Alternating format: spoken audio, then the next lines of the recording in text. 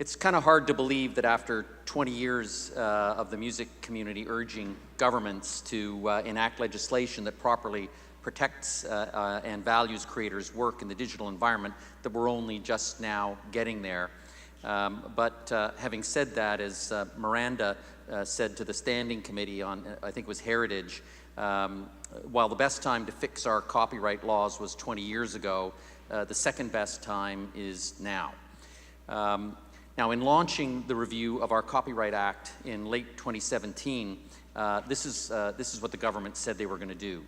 They said, a well-functioning copyright framework should enable Canada's creators to take full advantage of the opportunities presented by the digital technology, provide a supportive environment for business and investment, and position creators for success in a competitive marketplace. That's kind of what you're saying. The review, they said, will provide parliamentarians with an opportunity to examine the legislative framework in support of these objectives.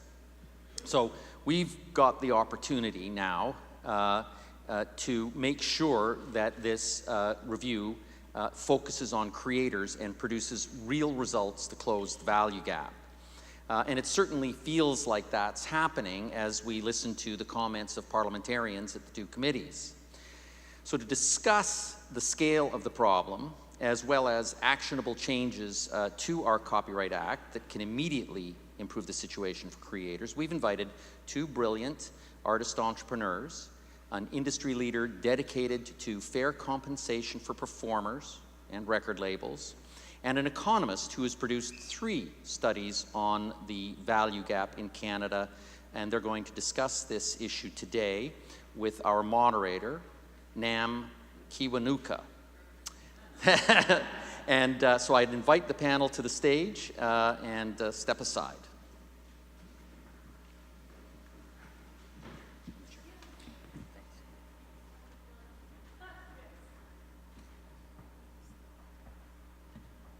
Hi everyone. Hi. I'm Nam Kiwanuka. It's kind of wild being here in my former music world. I used to be a VJ at Much Music. So it's nice to see some familiar faces from back in the day. And Miranda, hi. Before we start the discussion, I thought that we could get the panelists to introduce themselves from the very end.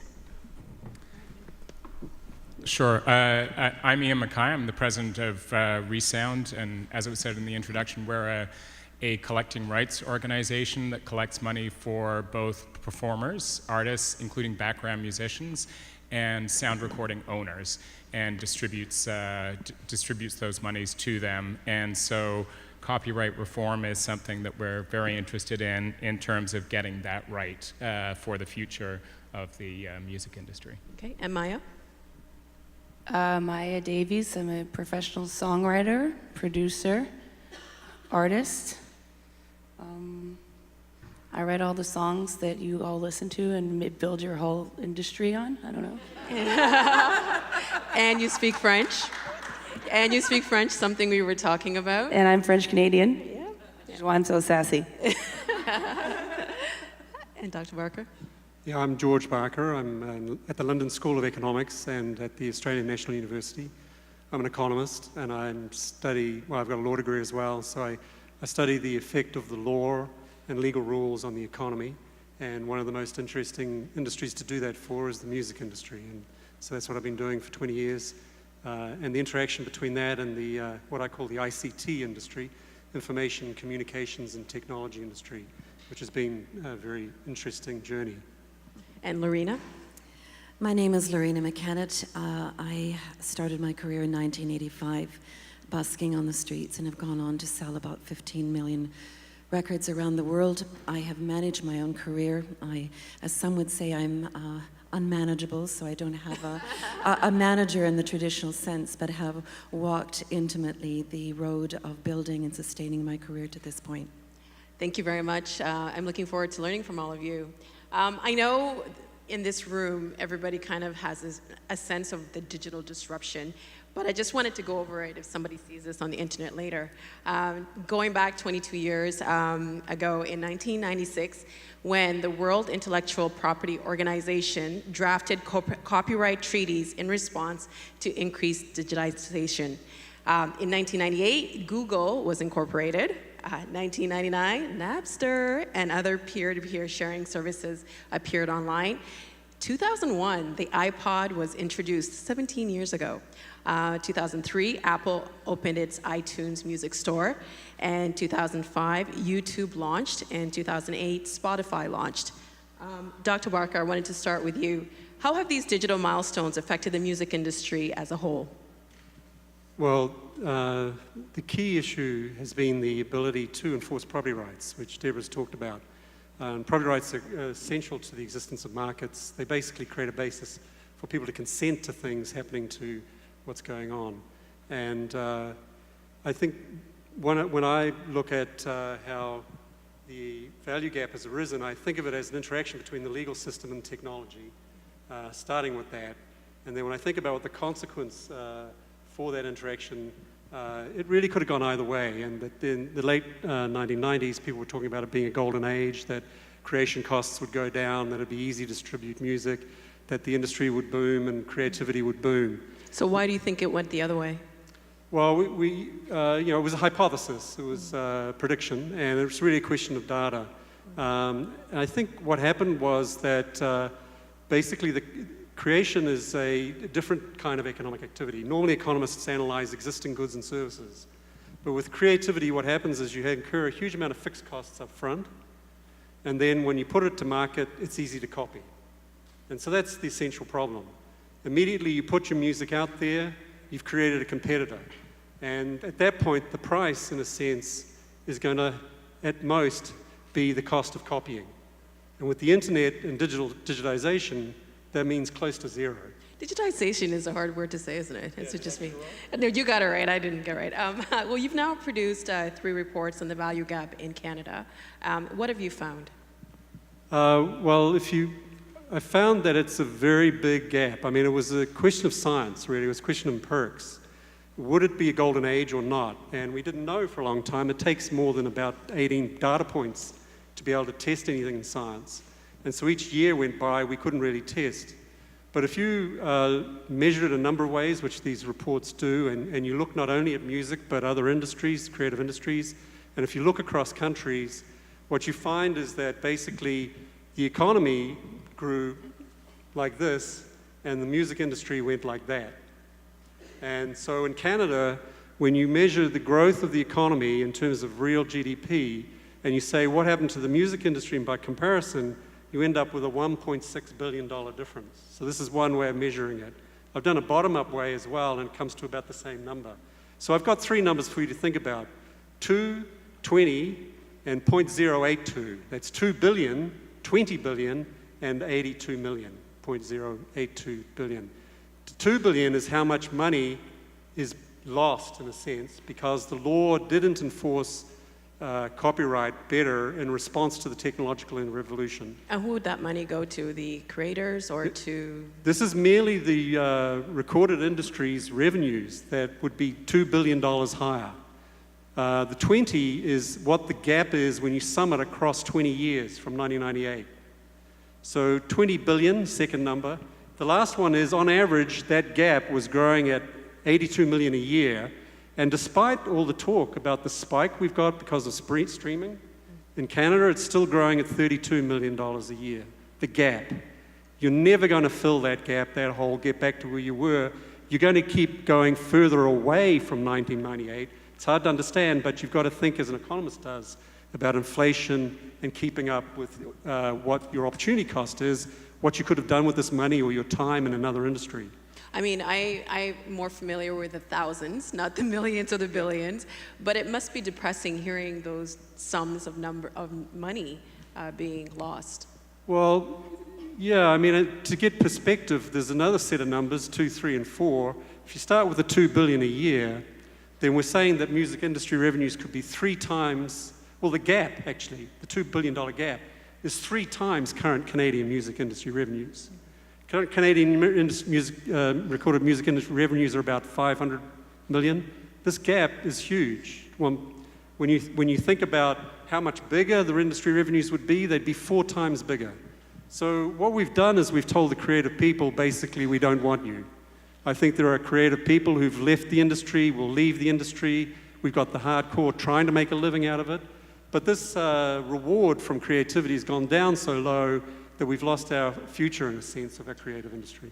We might be telling them we don't want them, but people want the product. We consume the product. That's right. And Ian, what impact does the value gap have on creators, your members, with Resound? Well, oh, sorry. Ian, yeah. I'll be back to you. I mean, there's a number of very concrete ones that I can speak to, and some of them are right before the 5-year review of the Copyright Act now. So three very concrete ones, and they all really go to subsidizing sort of one set of business models at the expense of artists. And so one of those is on commercial radio. On commercial radio, there's a 1.25 million exemption for each radio station that they don't pay royalties on. And this rule is from a long time ago, right? This goes from when the right was introduced in the Act in 1997. So back to a completely different era, as was described to us before. Mm-hmm. And at the time, radio stations argued that the radio broadcast model was challenged. And they were starting to lose money, and they were on their way down, and so they needed subsidies. In fact, what we've seen has happened since then is that radio profits have multiplied a great deal. There's been a lot more concentration in the radio industry, and no problem with profits going up, but there have been subsidies that artists have been paying effectively to radio stations to the tune of about $8 million a year. And that's because the royalties that are paid by radio stations are reduced because of those exemptions. And that costs artists and sound recording owners about $8 million a year. What impact is that having on your industry, like for the people that you represent with Resound? It's a significant impact. So if you're an artist or a sound recording owner, you're not getting proper compensation for when your music's used on radio. Songwriters do. There isn't the same exemption for songwriters. Mm-hmm. So it's unequal treatment as between different types of rights holders as well. Added to that one, so just to add the numbers up, because I think the numbers are really important. Also on sound recordings, there is an exemption for when a sound recording is coupled with an audio-visual image, broadcasters do not have to pay performing rights on that, whereas they do for a composition. Once again, they don't have to with a sound recording, and we would estimate that that's costing artists and sound recording owners about $55 million a year.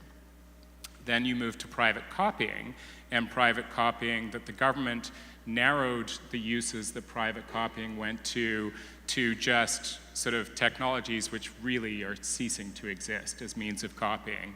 And that costs all rights holders in the music industry about $40 to $50 million a year. So when you add that all up, there could be $100 million sort of re-injected into the system by just eliminating subsidies for people who are using music at the expense of the people who create music.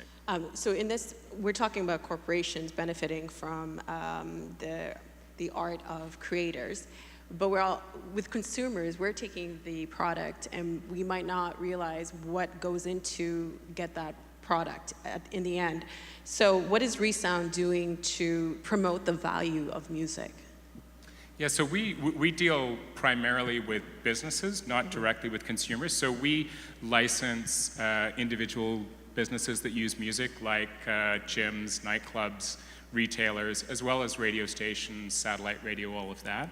And we've actually done research. So this is consumer research that shows how consumers interact with music and businesses. So how they interact with music when they go to a bar, how they interact with music when they go to a fast food restaurant, and how that will impact sort of whether they'll come back to the business. And we share that research with businesses as well. What did you find? We find that people say things like they're going to come back, not surprisingly, they're going to come back to a pub that plays music that they like. You also find interesting things like if you're a fast food restaurant, you should play music with higher beats per minute, because then people will chew faster and you'll get more of a churn. So there's lots of interesting tidbits to it, but what we try to do is work with the businesses so that they can understand the value that music is bringing to their business, and what better way to show it to them than through the mouths of their consumers. So that's why the research that we do is with the consumers so that they can hear from their own customers. Thank you so much. And Loreena, you have your own record label. You made a funny joke about being unmanageable. But why did you start your own label? It's called Quinlan Road. Well, I think the short answer to that is that I didn't, I was living in Stratford and I didn't know the names of the record companies, but I had found this wonderful book by Diane Rappaport that was called How to Make and Sell Your Own Record. So I used that as a Bible to make my way through to producing my own recordings. The first one, which I did in a barn in Southern Ontario in 1985. But I went on to produce that recording and manufacturing in cassettes, and at Dynapack here in Toronto, then went down to the St. Lawrence Market and busked down there. And through the course of doing that over 4 years or so, I realized that there was a market for my music. And then in 1991, I signed a licensing deal with Warner Music Canada. And how would you say the value gap has affected your career? Well, I think I realize that my situation is quite unusual in the music industry because I don't have a manager. I write and arrange and produce and own my copyrights and masters and so on. So that takes time, though, so how do you... Well, only to say is that to set the stage, that allowed me a maximum opportunity to generate revenue. So when I produced my recording book of secrets with a small hit called The Mummer's Dance in 1998, that was really the peak of my career. And we had 2 offices and I think 13 staff at that time. Now I am down to 1 office and 2 full-time staff. Even though we tour all over the world and we distribute all over the world. So in terms of us, that pie of revenue that was fairly large in 1998 went precipitously down, but which is not proven out in our touring because we are still touring the same size of halls around the world and filling those halls. So there is a disconnect in terms of what we're selling music-wise and what we're performing. But I think one of the other interesting things in our situation, which speaks to the greater ecosystem, that in Stratford, we also asked that the local printers print our booklets. And so this was a massive account that they had. And so when I think of the ecosystem of the studios, the engineers, the photographers, the graphic designers, the caterers, the travel agents, the masters, the duplicators, the retailers, and so on, that ecosystem is now, that broad ecosystem that paid a lot of dividends is gone. And now so much power and influence is in very few small hands, and that's these digital companies. And that's why as a citizen feel they are, the very first step is they need to be broken up to allow more competition. So how do you monitor what music of yours is being used on these digital platforms? We've almost packed it in because it is not sustainable to hire another person to do whack-a-mole as to where all this stuff is appearing. And through the lack of regulation and enforcement for 20-odd years now, we've just packed it in. We make a little effort here and there, but it's just really a very difficult position. And I would say I'm luckier than most. And In what ways? Because you have your own label? Well, because I established it when I did. I reached the success when I did. And now I'm a kind of legacy artist that is able to sustain my career in the twilight of my career through the height that I reached at that time. But it's very clear I could never reach the height of my success were I to start out now. Well, one thing we've heard a lot, one thing that you hear a lot about the internet is allowing a lot of artists a platform, like Justin Bieber, being able to go on YouTube and be discovered on that platform. I'm thinking that the experience for so-called digital natives or artists and labels that have operated since before the digital era is different. What do you think? Does it matter? Like if you created music before the internet blew up, does that make a difference? Well, not that I'm aware of, because the number of the musicians that are a younger cohort are still not. They might be without a family. They might be in their later teens or early 20s. But when you start actually having to raise, how many musicians we know living in poverty and can't reach, even the poverty line. So how are they to sustain a career out of that, like I've done, much less a family? So I know there are exceptions, but I see that the quid pro quo for the internet, for marketing and promotion, if there isn't a serious way to commodify the music, then you can be as famous as you like, but I tell you can't live on fame. Right. Maya, what do you think? Of what specifically? I guess you would be called. Would you be called a digital native? You started putting your music out on YouTube and the internet, right? Yeah, right about at the start of it, I would say. So do you think it's a different situation for you because you maybe were discovered there as opposed to somebody who was putting out records, say 20 years ago? I think there's another question there, is that, the people who are discovered on YouTube, there's 6 of them. And then there's and then there's everybody else. And a lot of them, whether or not they're independent artists or on major indies or major label artists, we're all making a lot less money than people think. And we don't talk about it because you're supposed to look successful and rich and the whole thing, and that's part of your appeal. Do you think that's something that should be talked about more? Because people have this idea that musicians, artists, are balling it up, they're living large, they've got all this stuff, and maybe if consumers were more educated on the other side, they might not take it for granted. They might not. Yes and no, that's one approach, but why is it my business to share my financial statements with the rest of the world when I just want to make music and I make a product? I make a product that creates, it's not just some esoteric fun thing that I do. I create an economy. I have a music publisher. He has other clients. We export music to all around the world, to America, all over Canada, to Europe. We employ, a live music industry. It's I make a real thing. I don't know. So within this current system that we have, the copyright system that we have, how do you think your work is valued? Is what? How do you think it's valued? My main problems in my life right now are with the Spotifys and the YouTubes, and how very little money comes from that. I would say virtually, at my level, it's it doesn't matter that much, I'm doing pretty well for the first time in my life in this job. I'm not the most successful songwriter in Canada, and I'm not the least, but I'm somewhere in the middle. I had 12 top 10 hits on radio, commercial radio last year, and released 40 songs.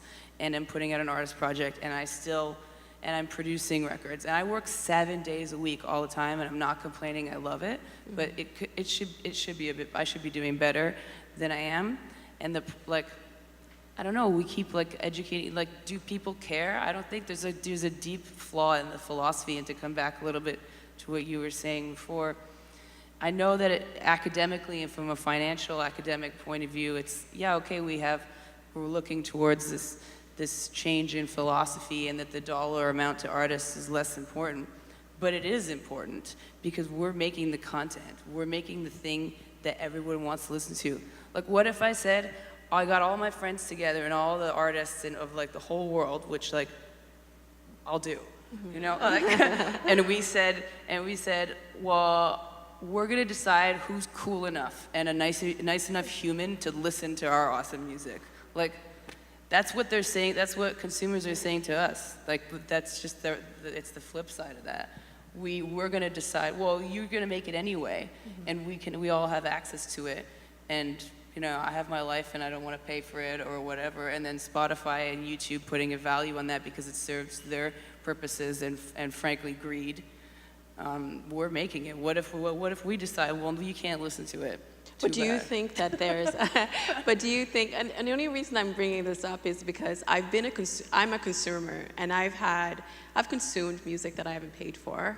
I'm going to admit that on stage. But I didn't realize all the end results of how it impacts an artist. So do you think it could be just a lack of education on the consumer's behalf? For sure, that would be great, but the main problem is in the corporations. They know they're doing the wrong thing. So Ian, Music Canada has come up with 4 different ways, 4 different areas that could be changed. What are those areas? So those were the areas I described before in terms of the 1.25 million exemption on commercial radio, the getting a proper right when sound recordings are coupled with audiovisual media. The private copying levy is very important as well. And another one that I would add into it as well, because rules, we've talked about how rules are really important and a functioning marketplace is really important. We have something in Canada called the Copyright Board that sets the rates for a lot of these uses. And we think it's really important that when the Copyright Board is doing that they're doing it on a real-time basis, and they're doing it looking at what's going on in the marketplace, what's going on in other territories, what are people freely negotiating with each other. And I think artists and labels should be able to freely negotiate to the use of their music more than they are now. And there are restrictions in the Copyright Act now in terms of ways to do that. One, that for certain rights you have to go through the Copyright Board in order to set rates. You can't just negotiate those directly with users. But also that there are these subsidies for certain users of music, but not for other users of music, which artists and sound recording owners cannot negotiate out of. They will have to be changed in the legislation. And I think it's really, really important that in this discussion that government in particular is hearing from artists, and hearing from artists, very well-spoken artists like we have here today, and Miranda spoke before both committees, I think, on the 5-year copyright review. And I think those stories are so important. I can talk about numbers, I can talk about law, I can talk about all of that, but how it really affects people on a day-to-day basis, and the actual stories of people talking about how they're making a living. I totally understand that you don't want to share your private information, but the stories do resonate in Ottawa, for sure. I was with my friend the other day. He wrote 3 Drake tracks. He can't pay his rent because they're not singles. You know what I mean? Like. And you were telling me too that you were you translate music for English artists into French. I do. I have like 7 jobs. That's one of the 7 jobs. Dr. Barker, you've done this work in many other countries. How do you think the government of Canada is responding to this? Well, I think the Canadian copyright law has got a number of problems and could be greatly improved, but around the world it's generally true that I think the one thing that you could say that should be done to change the law would be to require the consent of creators for the work to be used. It's quite a simple principle, and it can be enforced, and that would form the basis for a market. But instead, in Canada in particular, you've got what I call a Swiss cheese copyright, which is, you require consent, but we don't, if it's a sound recording, play it as a track on a film. Yes, we require consent, and yes, on radio, but we won't do it till 1997, when all the damage was done in 1920, and And when we do, the Copyright Board will take 5 years to make a decision, and then we do, the rates will be so low. And by the way, $1.25 million exemption means they don't have to pay you for their first load of advertising. Yes, we will enforce copyright consent, but not for 70 years after you're dead, or not in perpetuity like your house. I mean, when you own a house, it doesn't suddenly disappear when you give it to your kids, and 70 years after your death, someone turns up and takes it off you. But it doesn't even live that long in Canada. It's 50 years after the death of the artist. So you've got this Swiss cheese copyright where if they can't get it for free in one hole, they'll get it in another one.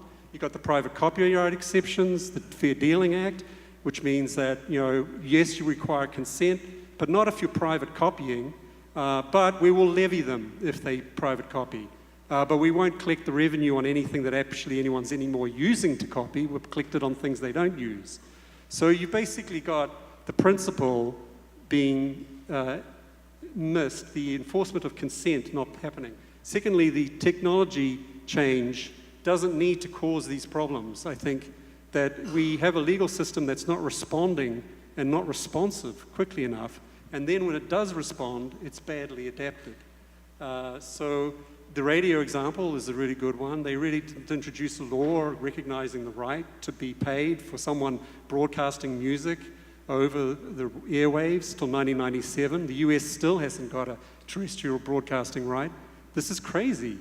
We should have a rule, which is what Blackstone, who was the first English writer on legal history, said existed in Roman times back in 400 BC, which was Gaius writing about it, which is that if you've created something, that's all that matters. Beyond that, people need your consent to use it and to convey it. And the conveying bit is very important because the information highway, the internet service providers are the only way that the law can really enforce these rights. And so they need to be made liable for conveying property of others to places where they don't get paid for it. And they have the means to do it. They've got artificial intelligence and algorithms. We are living in a world that is the same as the world that existed in the Middle Ages about the physical highway. So the liability of the intermediaries is a really big part of the story. In the physical highway in the Middle Ages, the physical highway creator was not liable for harm that people suffered on the road. And it wasn't until 1930 that the Supreme Court in many countries came along and said, this is ridiculous. If you can prevent harm on the highway, you should prevent harm, and if you don't, you're liable for that harm. So that $2 billion that I've been talking about that's missing, that $20 billion that's been missing over the 20 years, that should have been shunted back by the legal system in courts to the internet service providers for not protecting the property on their pipes. But everyone thought it was this place where you couldn't do it. Yeah, because it's this new thing that we're all kind of discovering, like you mentioned, Deborah, and we're learning as we go. What would the incentive be for these multi-billion-dollar companies to do this? Well, the good news is it's a win-win. What we've got is that classic prisoner's dilemma problem where you put two prisoners in different rooms and they'll both blame the other guy for the crime and you punish both of them. And that's what happens when you don't create rules and collective solutions for people. We all do what Hobbes said would happen to us. We tend towards an outcome where our lives are brutish, nasty, and short because we pursue self-interest at the expense of the future. And so what we need here is for people to realize that the telcos and the ISP providers would be better off if creators were paid for their creative work, then they would create more. Because the problem is that it's the future consumer that's paying the price here. In what ways? Well, what happens is that this $20 billion that I've been talked about that wasn't paid to creators would have been used to invest. We know that. We've got to show you empirical evidence of how that happens through the record companies, actually. They're the best able to spot the talent and put the investment in. That investment then turns into output, creative output. That creative output then is consumed by future consumers, right? Now that future consumer benefit is gone as soon as you take the revenue away. You take $20 billion in revenue away, you're going to take away a whole lot of investment. We don't know the kind of creative world we could be living in now, but I guarantee it would be much more vibrant, bigger than 4 times the number that I was talking about. The other thing is that because we've created these distortions, these subsidies that Ian's been called, we've transferred wealth from the creative sector, from people like Maia, to large corporates in the Silicon Valley, and they have gained market power and dominance out of that. we've distorted the competitive process, the economic process. That process of distortion is flowing through then into even worse outcomes. So it's compounding the initial investment lag. We've now got distorted investment in other sectors, more going into that sector than should be, less being spent on protecting copyright on the internet. The economic outcome is quite perverse, and when we consider robots are displacing manufacturing and all the rest of it, it would be in the creative sector where you'd think that human beings could find a home and be making money, but we haven't created the legal environment for that to happen. Well, yeah, they have AI that's actually like robots who create art or music, but I don't know if it's the same Well, thing. I don't believe that's. Yeah, I mean, I work with people at Imperial College who are doing AI and all this stuff, and they'll tell you that they're not replicating the human brain, and they're getting nowhere near the human mind's capability to create a new idea, a new soundtrack, a new riff. That's not going to happen. I think that's part of the problem here is that the creators. The creators are. You know, they talk about the ICT, the digitalization and the internet reducing the costs of everyone. Well, the only thing it actually reduced was we didn't have trucks. We didn't need trucks to deliver CDs anymore. So those costs went out of the system. But a computer can't replace the creator, can't replace the songwriter. The and that emotion, cost the is still feeling. there, Yeah. right? And that's the major cost that if we don't reward it, we won't in the future have the creative output. So our children will grow up in more culturally impoverished worlds. You know, I'm sure it's contributing to the poverty of our society and our public dialogue at the moment, that we haven't got creative people making a living, helping us think and interpret the world we live in. Thank you very much. Loreena, Ian mentioned this, the changes that Music Canada has recommended, including the radio royalty exemption, sound recording definition, private copying fund. How might these changes affect your life? Well, I'm aware of these changes, and I think they will make a significant difference, and I really don't have too much more to add to that. But I would have some further comment of Dr. Black's, and that is, it reminds me of a book that I've read a few years ago called The Short History of Progress by the anthropologist Ronald Wright. And he follows the progress of, or the civilizations, the fall of civilizations, as one might look at the black boxes of aircraft that have gone down. And it's in his opinion that we as a species have a propensity to get ourselves into progress traps, and we may very well be in one now. And that since the Industrial Revolution, technical progress has moved forward in the absence of moral and ethical progress. And I think what we're looking and examining here today in our industry is part of a much bigger picture, but I do believe that we're at that state with respect to technology. And I'll add one more thing. I find the determinist language that says the future will be like this, I align that with cult. And I say it does not have to be that way. The hope is for those of us who are taking a glimpse at the future, that before we cross the line, we have time to stop, whether it's climate change or whatever it is, and particularly with respect to our industry. But I do believe that the recommendations that have been put forth will make a considerable difference. Maya, I'd like to ask you the same question. Do you want me to repeat it? Yes, please. What Ian was saying about Music Canada and some of the changes that they've placed forward, including the radio royalty exemption, sound recording definition, private copying fund. How, if those went into place, how would that affect you personally? Well, I could get a gold record sooner.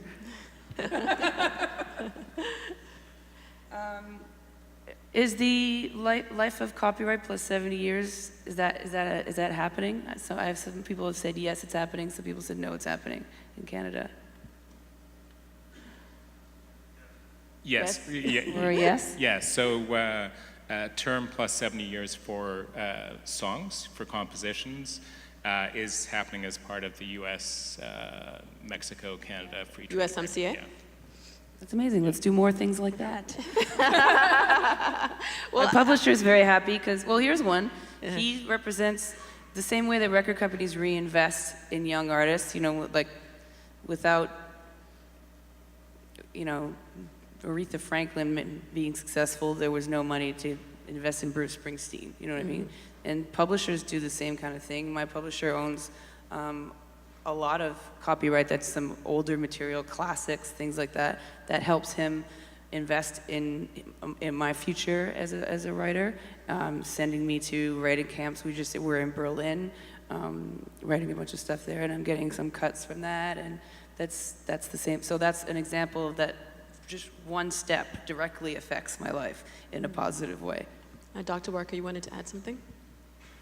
I would look at some of the small uptick we've seen in the recent time. A lot of people say it's because streaming is competing with piracy and so on. But I think it has been because some small steps have been made to strengthen the law and enforce consent. And that includes things like term extension, which stopped the Beatles songs falling out of play. A little bit of money remaining in the bank accounts of people who invest in creators helps. And I think it's showing. But as I said, we're getting further away than where we were in 1999 still. When you adjust that nominal or uptick for real inflation and keeping up with GDP, the value gap is still growing by 32 million a year. And Ian, you just mentioned USMCA and the copyright term for musical works extended. There can be positive changes made outside of this review. How can we keep up copyright advocacy between reviews? Between reviews, I think that's where things like the Copyright Board come in, because that's an ongoing process. I think by fixing the rules, whether they're to do with the Copyright Board or subsidies to radio stations, then we can keep it up on an ongoing basis. But I think it's really important as well that the music industry as a whole stays engaged and united in these things. And I think one thing that the industry has done really well, and I think better than it's ever done before in Canada this time around, is unite behind 4 big asks of the government and go in session after session before the government and tell the same key messages to government so that they're hearing it again and again and again, and that we're not allowing the technology companies or the people who are not paying for music to divide and conquer different sections of the music industry. And I think that's really important going forward as well, is not allowing other people to find a way of not paying for things by pitting the songwriter against the artist or the artist against the record label or so on, so that the fighting is within the industry as opposed to fighting what we need to do sort of outside the industry. So what are the next steps then? When do you think that the changes will come in, or do you have to do more reviews or advocacy? So the difficulty with the political process, I mean, it's a great thing from a democracy point of view that there are elections, but not such a great thing for when you're trying to get legislation changed. So we've been going through the process, and lots of people have been being witnesses at the 2 committees of heritage and industry, but when we will see sort of actual legislative progress will depend to some extent on what happens politically. If the government changes. I think we only have like 3 or 4 minutes left, so maybe if you have any final thoughts. Loreena, I can start with you. No, I think what's been said seems to be, I think having a concerted front and having these 4 asks is a really important strategic move. I think for me personally, I believe that these changes would make a significant difference in our lives. So, yeah.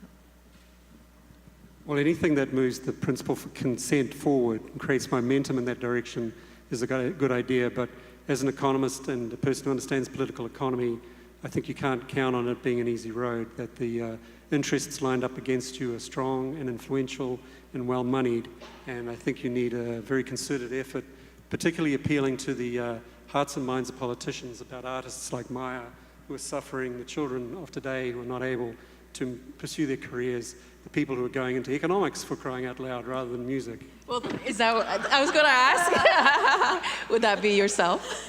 Yeah, just warn them that was what might happen. Well, you have a stage here. You can take the stage over if you'd like to. You have the stage and the microphone.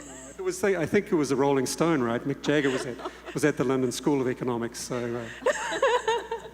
And Maia? You got a rock star vibe. You're good. Oh, what was the question? I'm sorry. Final thoughts. Well, you've got 7 jobs, so I know you've got lots on your mind. Final thoughts. Not really. What I said before, the general philosophy of Are you shifting optimistic that philosophy. things will change? I just kind of put my head down and do my job. I would like to be optimistic, but that's not a viable, it's not a strategy for me in being successful now and having the proper income and enough to be healthy, mentally healthy, and have a nice life too. Because I want something that's unusual and extreme and very hard to do, it doesn't mean that I'm not entitled to have a nice life too. Just because I didn't want to have a 9-to-5 job. But, I'm not trying to get too much into your personal life, but if you did have more time, not having to do so many other jobs to be able to do your art, do you think that your art would be different? Do you think that it would be more impactful? Do you think that it would be... I think I've adapted. I'm an adaptive person, so I've adapted to my situation very well, and I think my art is always the best that it can be in every moment, and then I try more. I would definitely have more time and happiness and freedom for other things. My favorite thing now is mentoring young artists and young people, especially young women. It was a really hard go for me at the beginning, and that's one thing that I can do is kind of like shepherd people through, but I'd also I don't have a lot of time and enough resources to do the things that I want to do in that area. And Ian? Thanks. Yeah, I think picking up on those things, I think what we want to do, picking up what George said and others, what we want to do is get the rules right so that artists like Maia and others can spend as much of their time on the creative process, which is what we want them to do, and bringing great new art into our world, and that we've got the mechanisms to get them compensated so that they're not having to spend as much time on that and more time on the creative process. And that's really what we're aiming at, so that we don't have what was described in terms of a future deficit in terms of creative works out there because we're not funding it or not giving it enough time and space now. Thank you all for your insights. It's been great. Thank you.